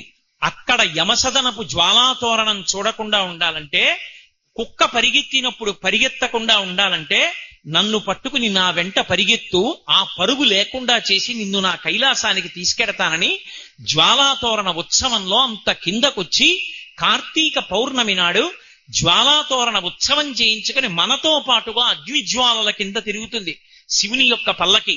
మేము కాశీ వెడితే కార్తీక పౌర్ణమి నాడు చెయ్యవలసిందే అని శృంగేరి పీఠంలో జ్వాలాతోరణం ప్రత్యేకంగా చేయించాను నేను. ఎందుకని అంటే అంత గొప్ప ఉత్సవం జ్వాలాతోరణ ఉత్సవం. అంత కిందకొచ్చి కాపాడేటటువంటి వాడెవరంటే పరమశివ తత్వం ఒక్కటే. అందుకే మీరు చూడండి, పరమశివ భక్తులైనటువంటి వారు ఏమీ ఎరగనటువంటి పరమ అమాయకుడు ఎరుకల వాడి దగ్గర నుంచి, దొంగల దగ్గర నుంచి 63 మంది నాయనార్లలో పతాక స్థాయిలో ఉండేటటువంటి మహాభక్తులు, జ్ఞాన సంబంధ నాయనార్ అప్పటి వరకు కూడా శివభక్తులే అయి ఉంటారు. కారణమేమి అంటే అందరినీ తన చుట్టూ అలా చేర్చుకుంటాడు. నేను తండ్రిని, నాకు 80 కొడుకులు ఉన్నారనుకోండి, 7 IAS, IPS, IFS, IRS, MS, FRCS ఇలాంటివన్నీ చదివి 8వ వాడు జేబు దొంగ అయ్యాడు అనుకోండి. 8వ వాడు జేబు దొంగ అయితే వాడు నా కొడుకు కాదని చెప్తానా? నా షష్ఠి పూర్తి జరిగితే యనమండుగురిని పిలుస్తాను. ఒరే, ఇక్కడ నీ హస్తలాఘవం ప్రదర్శించకుసుమా, నా మర్యాద పోతుందని చెప్తాను. పరమశివుడు లోకాలకి తండ్రి కాబట్టి ఆయన దగ్గర ప్రమదగణాలు ఉండకూడదు, భూతగణాలు ఉండకూడదు, రాక్షస గుణాలు ఉండకూడదు అంటే మరి ఎవరి దగ్గర ఉంటాయి? ఆయన తండ్రి అన్నప్పుడు ఆయన దగ్గరే ఉండాలి. అందుకే లోకంలో అన్ని గణములు ఎవరిని ఆశ్రయిస్తాయంటే పరమశివుణ్ణే ఆశ్రయించి ఉంటాయి. భూతపతి అని పేరు ఆయనకి. చేతకాని వాడై భూతపతి కాలేదు. పరమశివుణ్ణి పార్వతీదేవి అడిగింది అనుశాసనిక పర్వంలో, భారతంలో, ఎందుకయ్యా శ్మశానంలో కూర్చుంటావు నువ్వు? ఏ కైలాసం లేదా? లోకంలో నీకు ఉత్తమ భూములు లేవా? ఎందుకు శ్మశానంలో ఉంటుంటావని అడిగింది. ఆయన అన్నాడు, పార్వతి, నేను ఉత్తినే కూర్చోలేదు. నేను మొదట ఎవరిని సృష్టించానో ఆ బ్రహ్మగారు వచ్చి నా దగ్గర ఏడిచాడు, శ్మశానంలో ఉంటుండవయ్యా అని. ఎందుకురా నేను ఉండడం అని అడిగాను. ఈ లోకంలో బ్రతికున్నంత కాలం ఇలా చూపించుకుని నేను పొడుగ్గా ఉన్నాను, నేను అధికారిని, నేను అందగాణ్ణి, నేను విద్వాంసుణ్ణి, నేను పండితుణ్ణి, నేను ఐశ్వర్యవంతుణ్ణి, నేను చదువుకున్నవాణ్ణని అనేక విభూతులు తమ యందు ఆరోపించుకుని మా అంతటి వాళ్ళ మేమనుకుని మా భార్యలు శాశ్వతం, బిడ్డలు శాశ్వతం, బంధువులు శాశ్వతం అనుకున్న వాళ్ళ యొక్క శరీరాలు పడిపోతే చిట్ట చివరికి ఎంత కోటీశ్వరుడైనా ఒంటి మీదకి తీసుకొచ్చి ఒక నూలు బట్ట కట్టి నీళ్లు పోసి గట్టిగా తాళ్లతో బిగించి శ్మశానానికి తీసుకొచ్చి కట్లు విప్పి పైన ఉన్న బట్ట కూడా తీసి పక్కన పారేసి నీళ్లు పోసేసి తీసుకొచ్చి కట్టెల మీద పడుకోపెట్టి కాల్చేస్తుంటే జీవుడు పైకి లేచి, కల్లరి బొమ్మయవు కాయమ్మునొల్లా, ఇంటి దొంగల పోలు కొడుకులనొల్లా, అద్దె కొంపల బోలు ఆ భోగమొల్లా, ఎందుకీ భోగంబు ఎందుకీ మురుపు అని అప్పుడు ఏడుస్తాడు. పార్వతి, తోడొచ్చేవాడు ఉండడు. తను నమ్ముకున్న తన శరీరం కూడా కాలిపోతూ ఉంటుంది. ఒక్కడే ఏడుస్తూ నిలబడతాడు. కపాల మోక్షం అయిపోయిందని అయిన వాళ్ళందరూ స్నానం చేసి వెళ్ళిపోతారు. అప్పుడు అరేరే, ఇంతమందిని నమ్మాను, నావాడన్నవాడు లేడని ఏడుస్తుంటే, ఏడవకురా నేనున్నానని వాణ్ణి శాంతపరచడానికి నేను కూడా ఉండకపోతే ఎవడో ఉండడని ఉన్నాను తప్ప చేతకాని వాడనయ్య అక్కడ లేరు పార్వతి అని చెప్పాడు. అంతటి ఉదారుడు మహానుభావుడు శివుడంటే. తనని నమ్మని వాణ్ణే అంత ఇది చేస్తే ఇక శివ అని ఒకసారి అన్నవాణ్ణి ఆయన ఎంత ఉద్ధరిస్తాడు. పవి పుష్పంబగు అగ్ని మంచగు ఆకూపాలం భూమిస్థలంబగు శత్రుండతిమిత్రుడౌ విషము దివ్యాహారమౌనెన్నగా అవనీమండలి లోపలం శివ శివేచ్ఛాభాషణోల్లాసకిన్ శివా నీ నామము సర్వవస్య కరవౌ శ్రీకాళహస్తీశ్వర. ఒకప్పుడు కాదు, ఎప్పుడూ శివనామం చెప్పవలసిందే. శివ శివ శివ శివ శివ శివ శివ అంటూ ఉండడం ఎవరికి అలవాటైపోయిందో వాణ్ణి పాపరాశి దగ్ధం చెయ్యదు.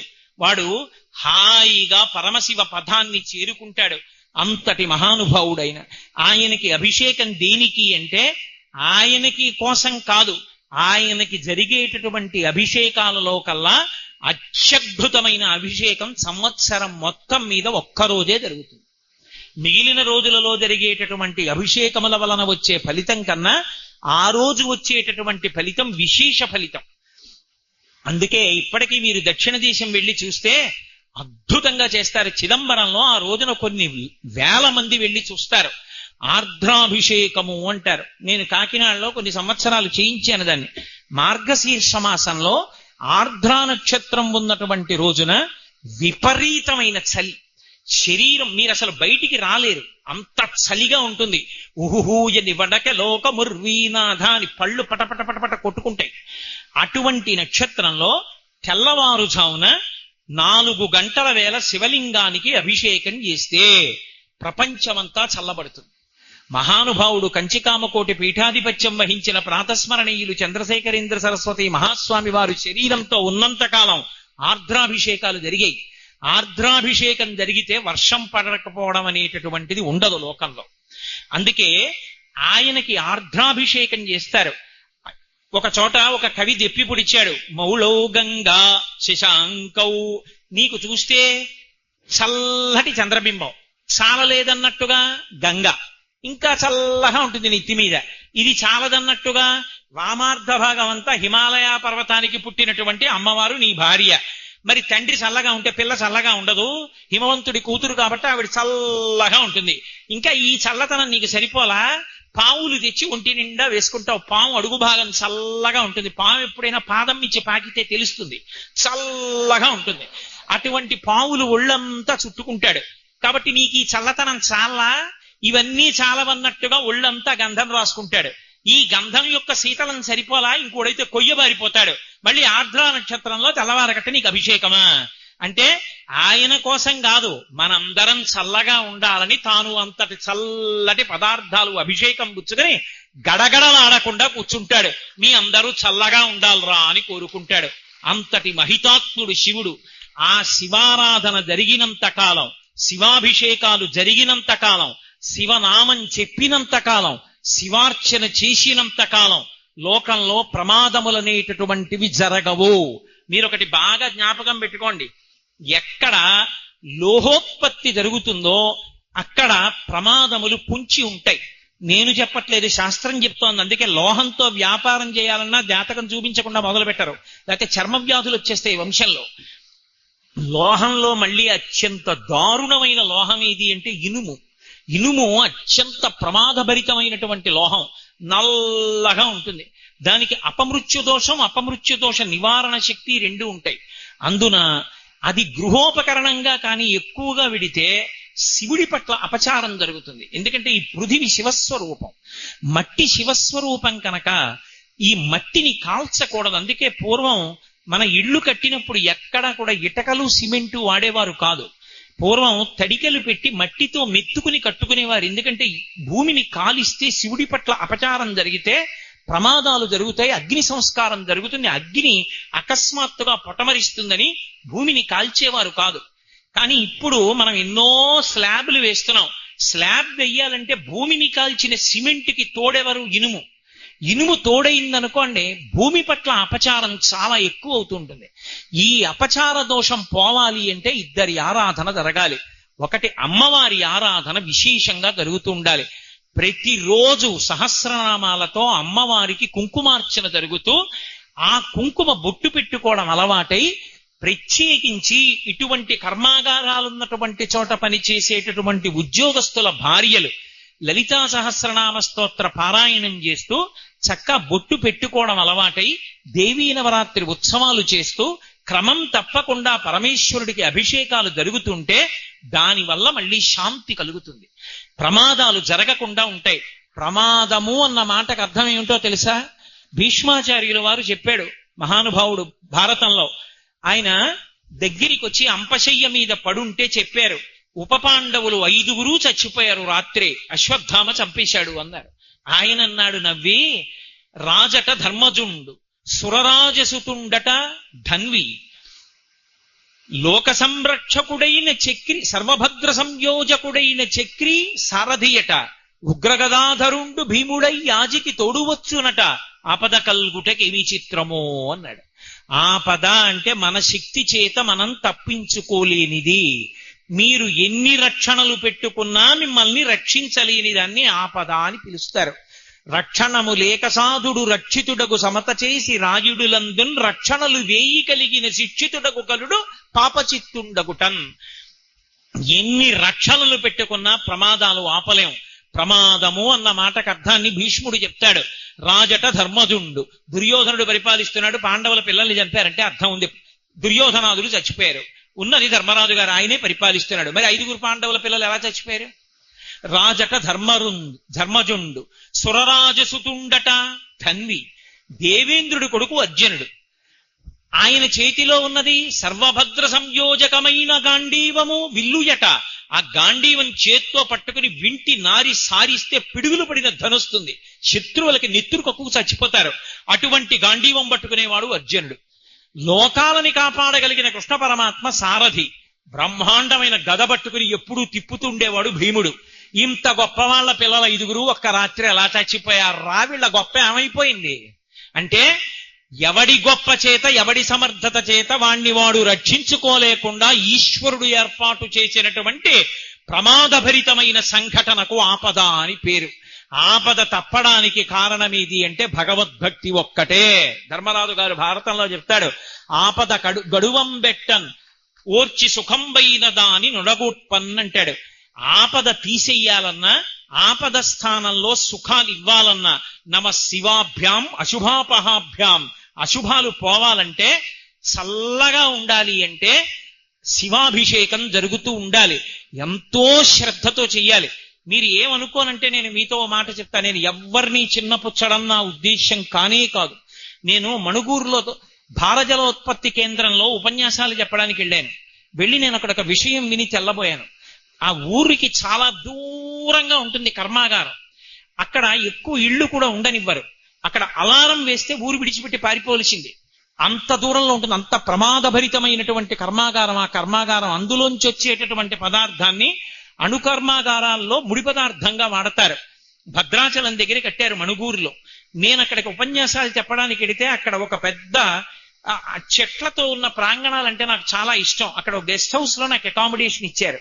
మర్నాడు నేను గుడి దర్శనానికి వెళ్ళి నేను అక్కడ ఒక విషయం విని తెల్లబోయాను. ఏమిటి ఆ విషయం అంటే, బయట నుంచి తెచ్చిన పువ్వులు అక్కడ దేవాలయాలలో ఈశ్వరుడికి వెయ్యరు. బయట నుంచి కొని తెచ్చి పదార్థాలతో అక్కడ పూజ చెయ్యరు. ఆ కర్మాగారంలో పనిచేసే ఉద్యోగులు తమ తమ ఇళ్లలో పూల మొక్కలు పెంచి 3-4 కలిపి సంవత్సరంలో ఒక తిథిని ఎంచుకుంటారు. చైత్రమాస శుక్లపక్ష పాడ్యమి మాది అని వాళ్ళు ఆ 4 ఇళ్ల వాళ్ళు కలిపి దండలు కట్టి తెచ్చిస్తారు. ఇంత ప్రమాదభరితమైన కర్మాగారంలో పనిచేస్తున్నాం, మాకు రక్షణ ఎక్కడి నుంచి వస్తుంది అంటే దేవాలయంలో ఉన్న స్వామికి మా ఇంటి నుంచి వెళ్ళాలి పూలమాలలని. అభిషేకాలకి పదార్థాలు వాళ్ళిళ్ల నుంచే పెడతాయి. దేవాలయాలలో ఉత్సవాలకి వాళ్లే నిర్వాహకులై చేసుకుంటారు. నేను తెల్లబోయింది ఎక్కడ అంటే, ఆ కర్మాగారానికి అత్యంత ప్రధాన స్థానంలో ఉన్నటువంటి వ్యక్తి ఆయన ప్రతిరోజు దేవాలయానికి వచ్చి ఉత్సవాల్లో ఆయన దగ్గరుండి నిలబడి నిర్వహణ చేస్తారు. నేను ఆఖరికి ఉపన్యాసాలు చెప్పి వెళ్ళిపోతుంటే కూడా ఆయన వచ్చి స్వయంగా వీడ్కోలు ఇచ్చి నమస్కారం చేసి వెళ్ళాడు. నేను ఎందుకు మీతో చెప్తున్నాను ఈ మాట అంటే, ఒక్కొక్క చోట మనం పనిచేసేటప్పుడు అక్కడ రక్షణ దేని వల్ల కలుగుతుంది అంటే, అక్కడ అన్నం తింటున్నాం కాబట్టి మనందరం ఒక కుటుంబంగా మనని మనం రక్షించుకోవడానికి ఈశ్వర శక్తిని ఆవాహన చేసుకోవాలి. అదే మనని కాపాడుతుంది. కాబట్టి ఆ శివాభిషేకం లోకానికి రక్షణ కవచంగా కట్టబడుతుంది. అమ్మవారికి చేసిన కుంకుమార్చన, ఆ పెట్టుకున్నటువంటి బొట్టు రక్షణగా నిలబడుతుంది. అందుకే మీరు చూడండి, ఏదైనా మీకు సుఖంతో పాటు ప్రమాదం కూడా పొంచి ఉండేట్టు చెయ్యగలిగిన ఏదైనా సరే, శక్తి ఎక్కువ ఉన్న ఏదైనా సరే